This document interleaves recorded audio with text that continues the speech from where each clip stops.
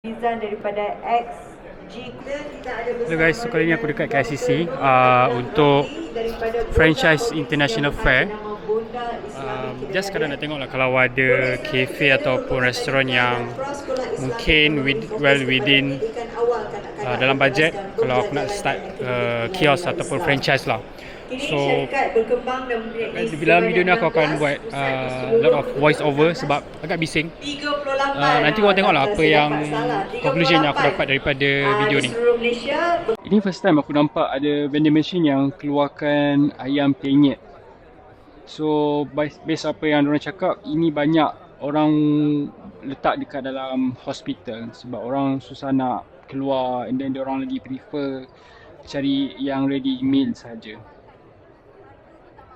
Untuk laundry, upfront cost dalam 400k and bulanan return dapat dalam 11,000.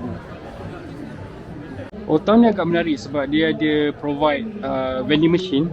Upfront cost roughly dalam 58,000 and mesin dia bentuk macam ni. Aku ada nampak juga benda ni dekat LRT station dekat tempat aku kerja. Something yang aku rasa affordable lah. Lain F&B, ada juga servis logistik kalau korang nak jadi partner dengan diorang. Alternatif kepada kopi brand macam Zeus ke Gigi, kalau korang nak, kopi rakyat ada 25,000 starting price. And juga Saigon Coffee ni dalam 65,000. Dua kedai terakhir yang aku singgah, ayam gepuk satu lagi.